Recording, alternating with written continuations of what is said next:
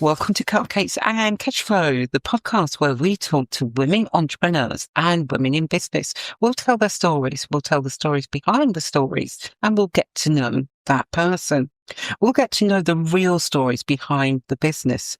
We'll talk about creativity turning into money. We'll talk about lots of things. We'll talk about life experience and talk about shaping leadership and what it's really like to turn a skill or a talent into business. Well, today's guest, I'm really excited to welcome Annabel. What can I tell you about Annabel? I'm going to get Annabel actually to introduce herself to us today. So that's a bit naughty. Good morning, Annabel. Morning. Welcome to Cupcakes. Tell me about you, who you are. So my name is Annabel Johnson. I am a resident of Lincoln, although you can probably tell from my accent that I grew up elsewhere. I grew up in Kent. I think when we're not from Lincolnshire, we tend to sort of like, we can recognise that yours definitely isn't Lincolnshire. Yes. Yeah. But I've been privileged to live in lots of different places in the UK as a military spouse and also overseas. And I love Lincoln. Yeah. Is that where you think you found your home now? Lincoln I think so. is your home. Yes.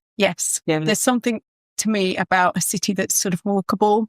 I really like to just head out and do what I need to do on foot. And, you know, it's just some really lovely places. It's quite quirky, isn't it? You know, because we're so privileged to have the cobbled streets up to the cathedral, aren't we, and stuff. And everybody sort of like, when they used to come for the Christmas market, they go, oh no, we've got to do up steep hill and stuff like that. And sometimes when you live that end, it's inevitable. You've got to go up and down steep hill. But we're so lucky to have that area of the Bay, aren't we? Yes. But there's so many different areas of Lincoln. We just don't explore when we live here.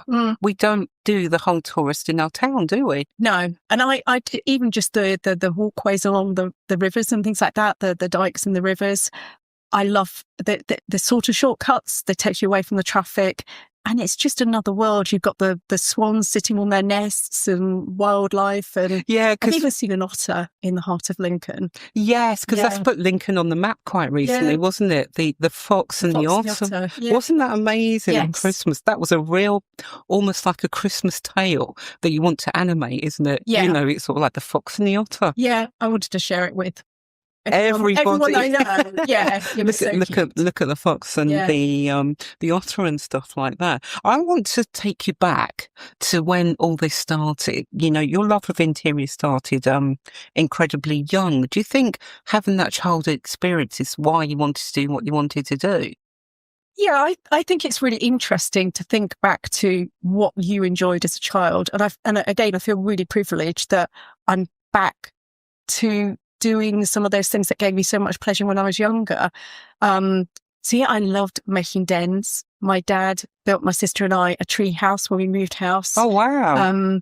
They were knocking down a local school and my dad just got some floorboards for free, and we'd only been in the house for a few weeks and he built us a tree house. So that was the start of it, I think. How old? Can you remember how old you were? Oh, I was 4. Yeah, I remember 4. really clearly. Yeah. So, sort of making dens. Oh gosh, I used to just make dens in my wardrobe. Can you imagine like squeezing into your wardrobe? But when you're little, it was like Narnia. Because we used to have a clothes area and you put the towel or a blanket over the top. You took a couple of deck chairs up. We're showing our age, I think. But you know, we used to love things like that, didn't we? Just making even out of an area and stuff. Making a little world for myself. Just taking my special things into a little space that I created. So I made indoor and outdoor dens. I remember spending my weekends just rearranging my furniture. It was obviously something that gave me pleasure. I had a doll's house. I loved making things for my doll's house. So I think looking back on it, there was a few things that I enjoyed. I enjoyed all sorts of creativity, writing, drawing, and then, you know, that sort of world of interiors. So I did a degree in graphic design and I absolutely loved it. I specialised in fundraising. So I worked in a few different agencies where we just worked with not-for-profits. Do you think that gives you a real buzz, doesn't it? Because like you say, you're not doing it for any kind of money. No. And I guess when the clients come in, they're sort of just made up that somebody's taking the time to do that for them. Yes. Yeah. I mean, you are needing to give them a return on their investment. So, perhaps for every £1 that they spend, you try and get them £3 back. And you're asking their supporters to give money with nothing in return. It is that true sort of altruism. So yeah, we've had some amazing responses to some of the fundraising campaigns that we did. Yeah. And met loads and loads of really interesting people, Yeah, because obviously you said in your intro that you military life and things like that. Do you think, were you ever abroad with the military and things, or were you just based in the UK? We've been mostly based in the UK, but we did spend 5 years in America. Do you think that helps shape your, what you do now? Absolutely. Yeah. Staging is quite accessible, not quite mainstream, but it's very well known in America and Australia. So a lot of homeowners would just naturally stage their homes for sale. And that's where I discovered home staging. And I was talking about this with my husband last night. We used to drive past a really big warehouse, a very old brick warehouse on the way to Atlanta. And it kind of piqued our interest. So we pulled in one day and it was just full of furniture from hotels. Oh, wow. I love places like that where you can get different and quirky things, don't you? Yeah. So every time a hotel had a refit, they would see what they could salvage and it would go into this warehouse. And so it'd be sort of marble topped nightstands, lamps and artwork, and it was just. And I would say, why wouldn't we buy a little bit of this and put it in a garage and then stage houses? So even at that point, even though we weren't kind of going to settle in America, I was already beginning to think like a stager. And then we did buy a property, and at one point we needed to sell it. And it was empty. And again, we just took things from our own home in the back of this Chevy Suburban, which is a little bit like a sort of minivan. And whatever we could get in the Chevy, we took into the house. And my husband and I set up the house to look a little bit more sort of occupied and homely. And we took our own photos of that and used those for our marketing. So again, I was beginning to sort of explore those concepts of using furniture and accessories to sell house. Yeah. And do you think it's that convinced you to think, I can do this, I could run my own business by having those experiences? I don't know about convinced. I think it takes quite a lot of courage to switch careers, but I think in the back of my mind I thought, if I don't do this now, when am I going to do it? I don't want to look back when I've reached some of my retirement years and say, I wish I'd have done it. Exactly.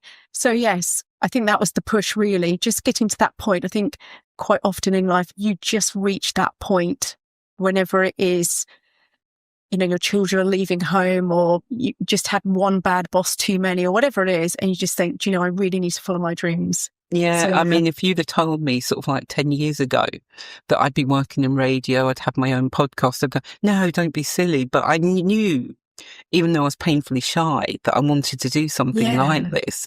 Sometimes you just need that little, I can do this, can't you? Yeah. And I think when you get to a certain age, it's sort of like, I need to do this. It is now or never. Yeah. To see how all your different skills. So, I have a background working in a marketing agency. I have a creative eye, for colour and things like that. So I've basically just retrained myself with some very good staging training, and also interior design. So I did a fast track diploma one summer when I thought, I'll be nice and quiet, I'll spend some time with the kids, and then I saw that there was a fast track diploma starting. Oh, I bet you thought, imagine that. 3 days time. This is like just a spur of the moment. So I spent my summer kind of cramming interior design skills, which is fantastic, like an international cohort. So when we had our Zoom calls, there were ladies, I have to say, from all over the world. It was really interesting. How was that? Because I can imagine their idea of staging is totally different to your idea of staging. Yeah, well, this was pure. It was called professional interior design. Okay. So they were everybody was there to learn, wanting to do different aspects of interior design. Yes. But I bring that into my staging, obviously, in terms of... Yeah, because people still don't understand it properly, do they? Because staging isn't, it's getting better, isn't it? It's getting more out there. But a lot of people still don't use it, do they? No. There's two different kinds of staging. I do mostly unoccupied homes. So they tend to be homes that are perhaps someone's gone into a care home and, they've left some sticks of furniture behind, but it's just not very appealing. It's quite dated. Yeah. Or completely unoccupied for whatever reason. And then there's occupied staging. So in America, occupied staging is relatively common, where you work with the homeowner. And that's an area that I would like to get into more. Yeah. So if there's any sort of body listening that likes Annabel services and stuff like that, we will put all your details on and stuff. I'm jumping in with that one already. And I'm sort of like saying, yes, let's give us some work, in the UK to do all this. How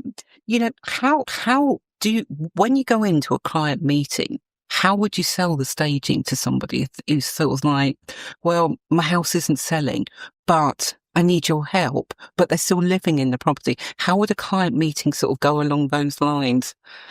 So I don't often do occupied staging, right? But that is a service that I will be offering. So essentially, there's a couple of different steps. One is to have a walkthrough of the property and just make some recommendations. And it's really up to the client whether they want to take those recommendations on. So I would avoid major sort of redecorating projects or anything that's sort of they're resistant to. So essentially, I can work with their furniture. I think that's a really key thing, that when you're already in quite a sort of stressed emotional state about selling, because selling houses is one of the biggest stresses out there, isn't it? Top 3 or 4 things. So the last thing I want to do is tell them they have to, tear everything down and repaint and buy things that they don't want. So really, my aim as a business that values sustainability is to work with a homeowner. There is an element of decluttering and depersonalizing. I think most people are aware of that, and most estate agents will mention that if necessary. So my aim would be to use the furniture that they do have, probably just reposition it, because there's a lot about the flow so of the there's room. sort of like not an added cost there, so they've got to go out and buy this piece of furniture and stuff really like that. Zero cost. It may be that in an awkward room, there might be perhaps one piece of artwork or one bedspread that's really going to pull it all together. And that's where my sort of interior design skills come in. But ideally, I'd just be working with them at a pace that's sort of comfortable for them to really be empowered just to tweak their own home, with the aim that their marketing photos will just be more appealing.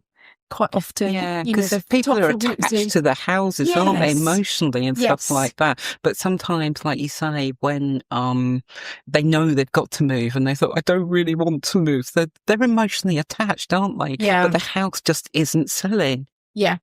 And it may be that, yes, the furniture is a little bit dated, but there are ways to rearrange, accessorize, take the focus away perhaps from a large 3-piece suite that's sort of blocking you as you come in. Just rearrange the furniture and draw the eye to a focal point that you really want the buyer to look at. So perhaps a fireplace or a patio over some, a beautiful garden or something. So it's almost like creating a story of that house. It's sort of like you go in and you sort of like, that's the focal point, like you just said, of the fireplace. Yeah. And it's creating stories for the house, isn't it, in some way? It is. Staging, whether it's sort of occupied or unoccupied, is telling a story. It's called staging for a reason. I really love that. There's a little bit of theatre to it. Yeah. So it isn't how we necessarily live in a day-to-day way. And I'm not asking people to turn their home into some kind of magazine spread. What I'm saying is, I know you love your sofa there. I know it works well with your TV. But when the photographer comes, all he can do is shoot the back of your sofa. And that's just going to spoil. Yeah. Because you see some houses up for sale and stuff like that. Don't get me wrong. We're not knocking estate agents' photographs. But sometimes it just doesn't do it justice, does it? No.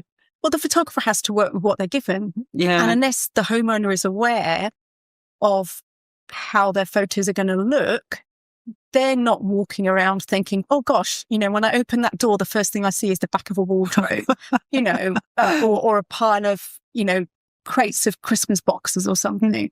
So essentially that is what a professional Yeah, staging because to help I with. remember sort of like a little bit of added. I'd looked at property to rent and stuff like that, and the homeowners were in there cooking, frying their breakfast, and it was sort of like, okay, then I'm not sure if you want to sell your property or not, because you're cooking your breakfast when there's potential people looking round, and I just didn't know what to say or to sort of do. All I wanted to do was get out the property quite quick, because I don't think they wanted to go, Annabel.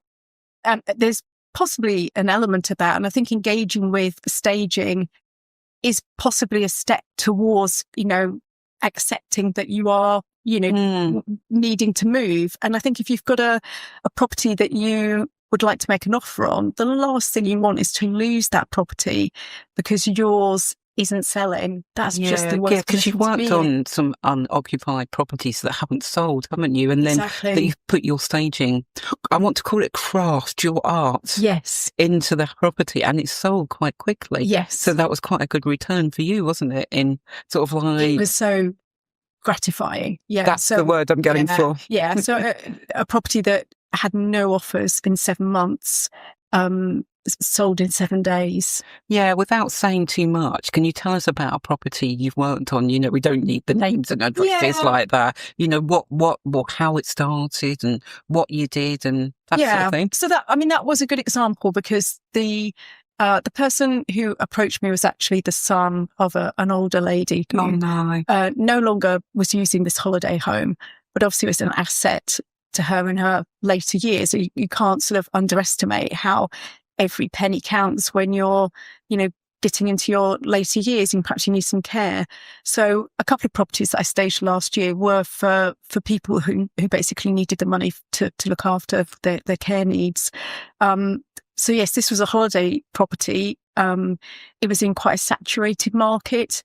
So it had already been reduced by £25,000, which is sort of what was happening in the area. It was kind of a bit of a race to the bottom.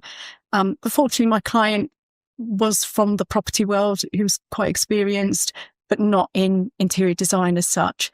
So he approached me and just said, can you give me your opinion on the state of my mum's holiday home and what we can do to help it sell quicker?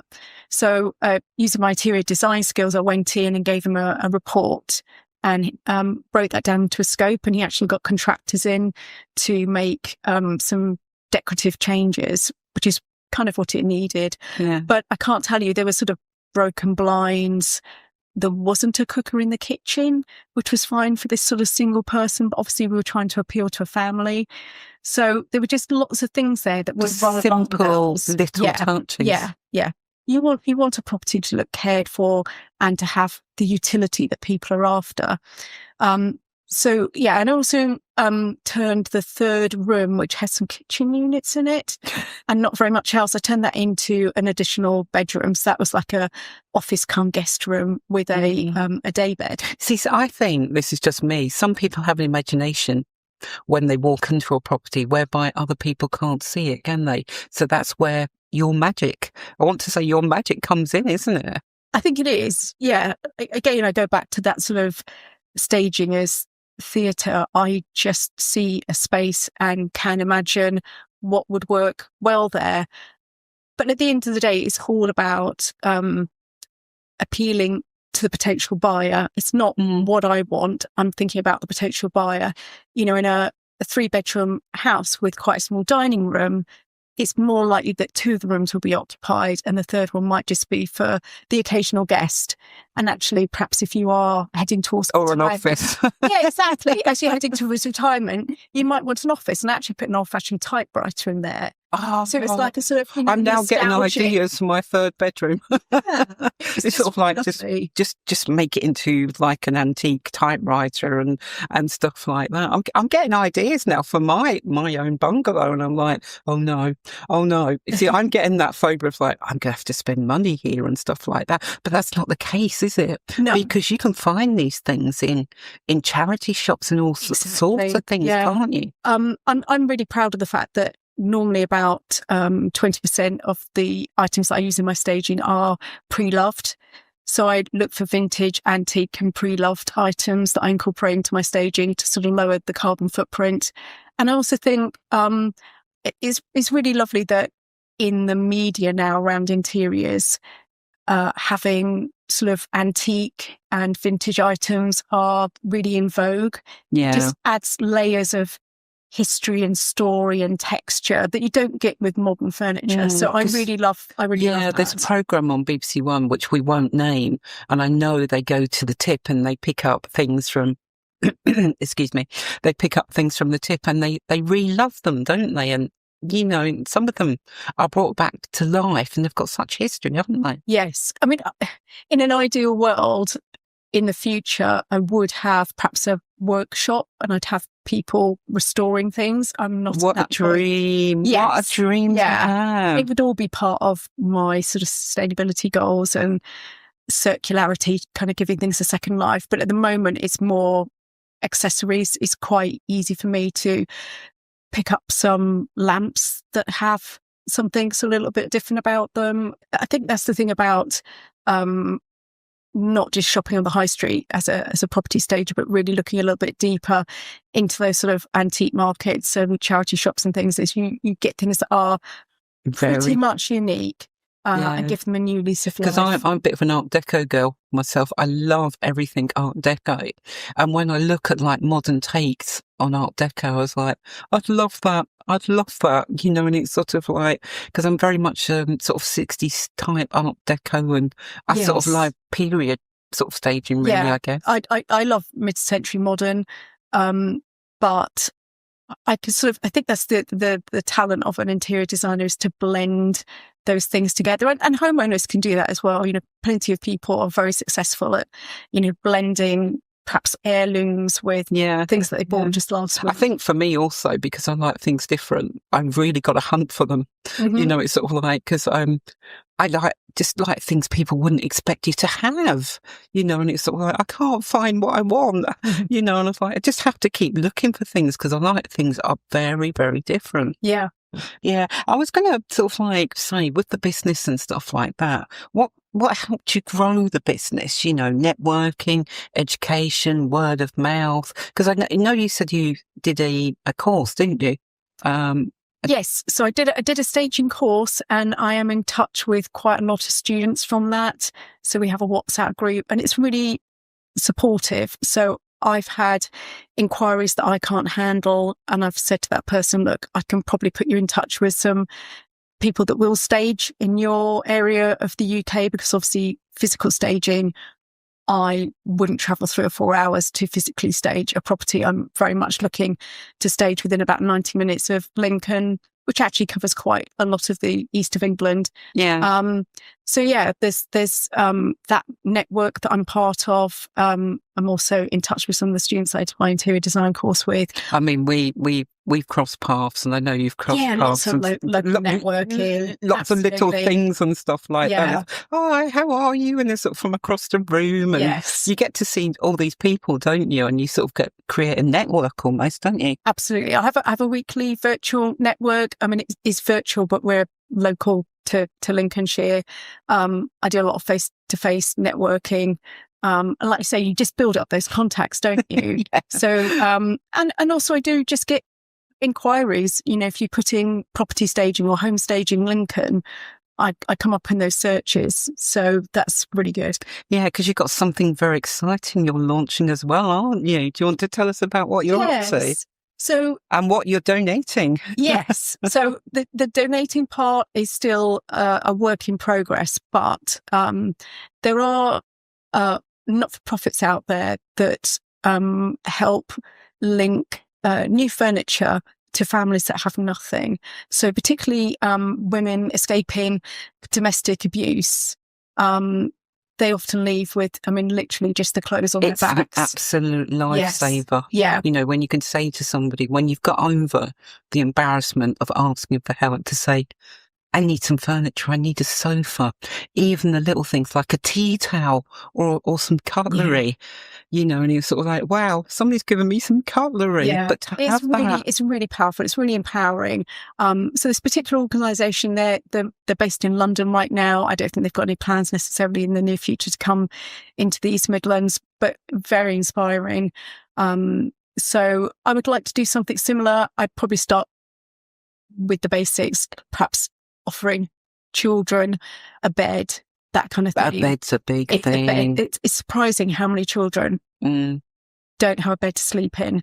So it's home is so fundamental to our well-being. You don't realise until it's taken away, those home comforts, like you say, a bed, a pillow. They are such fundamentals in our life, but until they're taken away, you don't think about it really, do you? Yeah.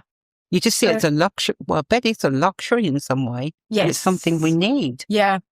And yes, you can't imagine the sort of sense of self-esteem and self-worth and confidence that having this help gives people. So this particular organisation uses colour psychology and all the things that I'm interested in. So I would really like to sort of replicate that in our area. Yeah, was that the reason you really wanted to import sort of like social impact into the business and stuff? Absolutely, yeah. So there's a couple of things that I do now. Obviously, I try to be part of the circular economy. So staging is really a product as a service. So I'm keeping things out of landfill, and also I can offer, investors, landlords, developers, a whole wealth of furniture and accessories that they don't have to buy, that they don't have to store, and they don't have to dispose of when they've come to the end of their product. Because as a generation, things come in sort of like when you buy from a certain online shop, which we won't mention.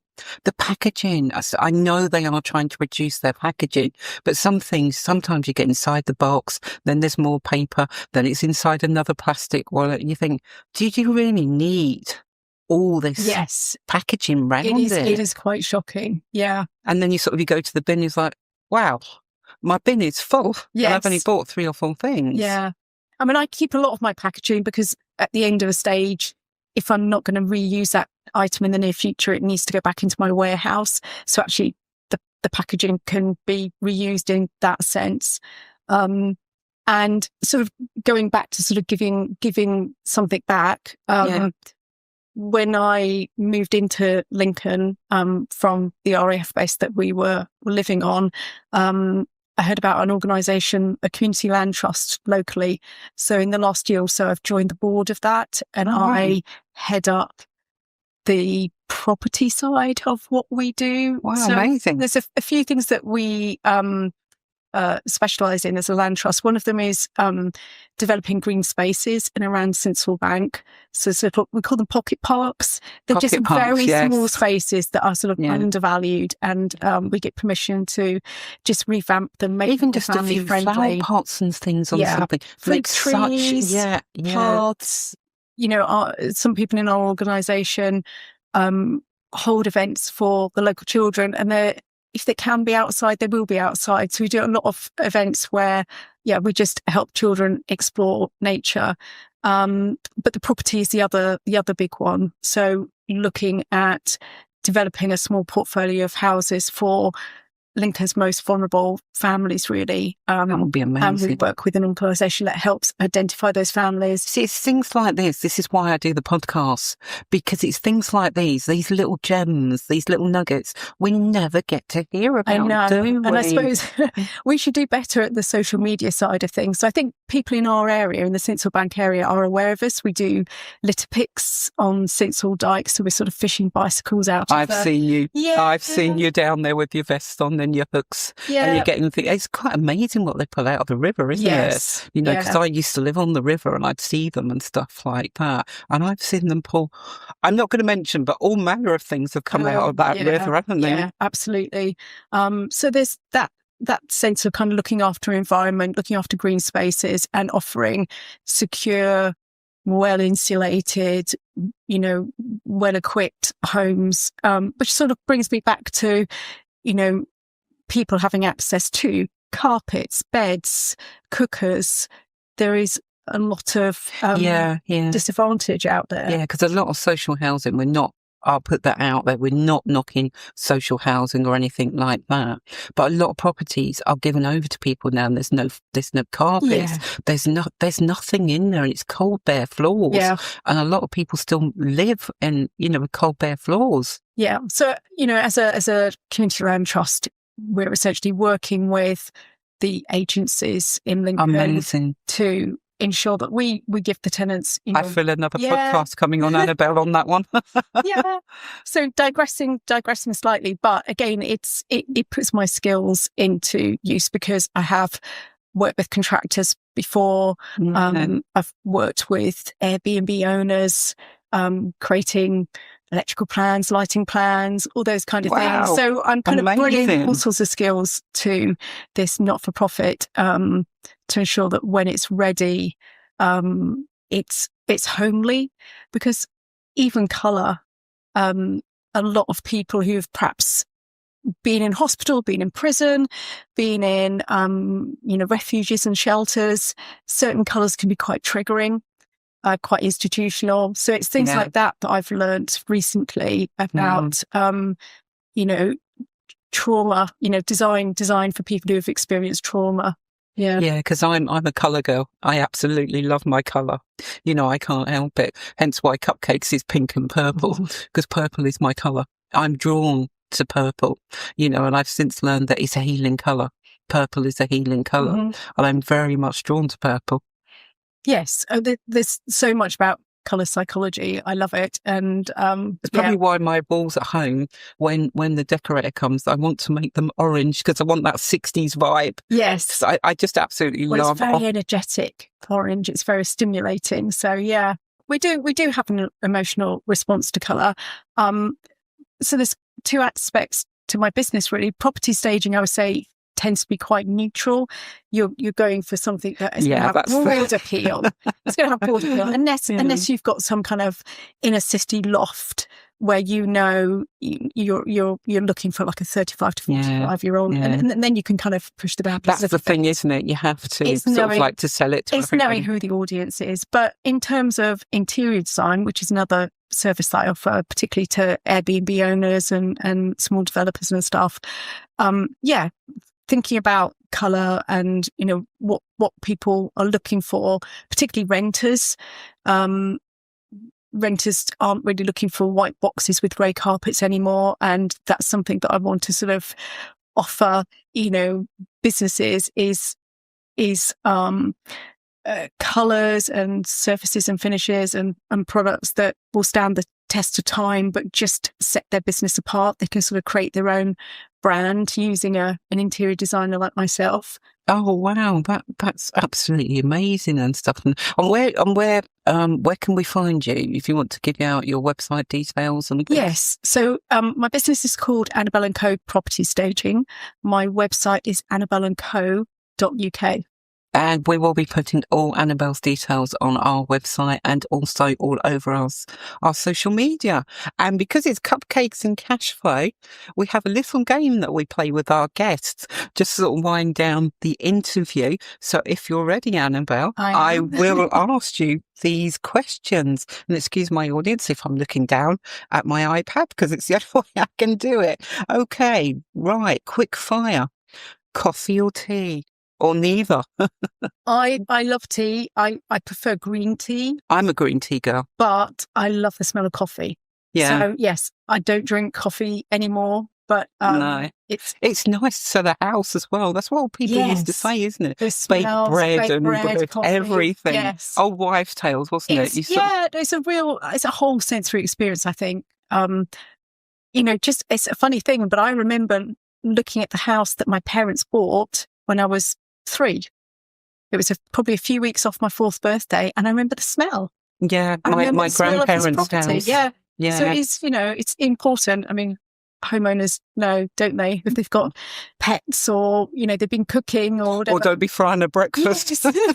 Don't be frying a breakfast. Minimalist or maximalist? Okay. I can't say that. Minimalist or maximalist. I can say that. It is a little bit of a mouthful. I would say minimalist for myself. I like calmness. So I'd say my home is on the minimalist side. But since really investing in that sort of interior design training, I have really embraced colour, and I'm excited to use it for other people, but just not in my own home. So yeah, bit of a dichotomy there. One word that sums up your work. One word. One word. One word. I'm going to quote. All right, I'll give you two.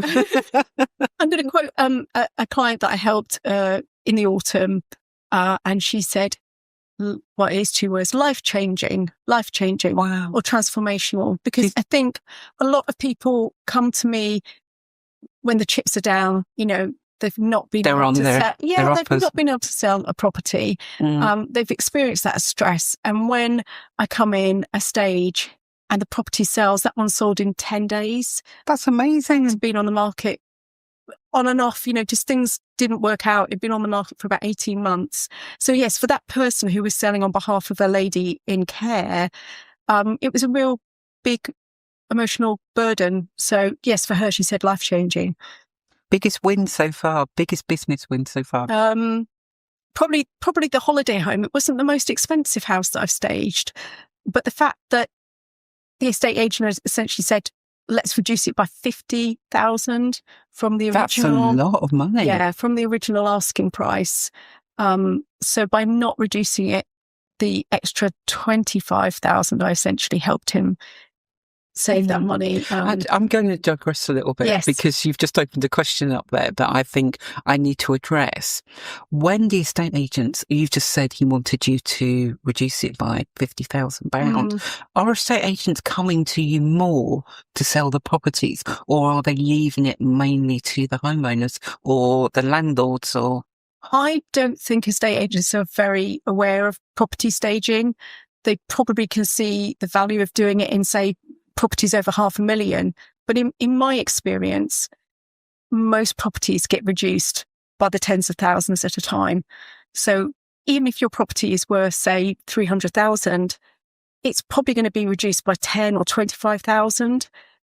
And staging only costs a fraction of that. I was going to say some plants and just moving a few, I'm putting it very bluntly, moving a few bits, just even investing in one signature piece could sort of save you thousands being knocked off your asking price, couldn't it? Yeah. So if there's any estate agents listening or watching, Annabel is waiting for your call.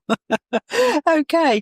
Finally, one thing that keeps you grounding when business feels overwhelming, or you're feeling sort of like, oh, I'm a bit overwhelmed with things today. One, I might give you two things. Okay. So I try, and I think a lot of people will understand that sometimes I fail. I try to get out of bed an hour early.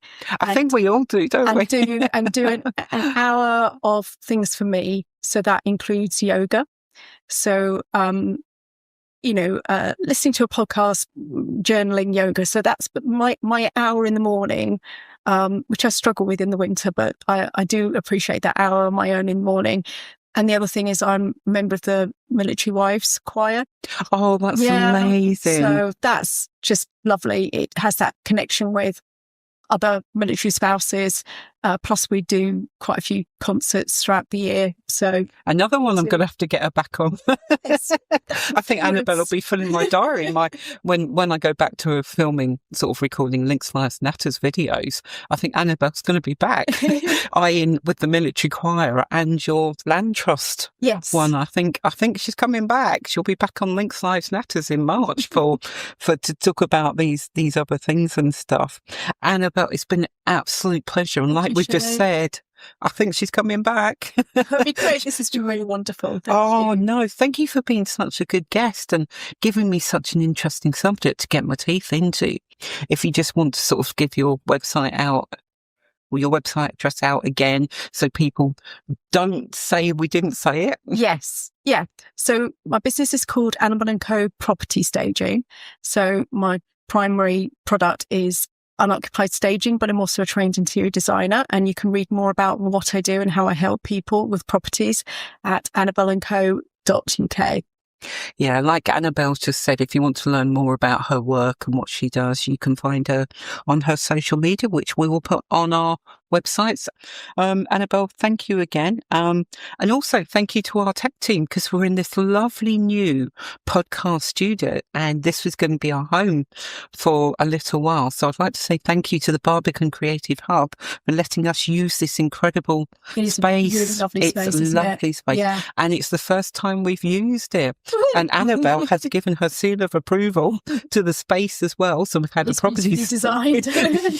property staging thing has, Annabel's been in here. But once again, thank you to our tech team. Thank you for staying with us and listening. You can find us where you get your podcasts, because we're on most platforms, because there's quite a few platforms out there now for podcasts, that you can find us on most of them. And don't forget to subscribe to our YouTube channel. We'll see you next time on Cupcakes and Cashflow.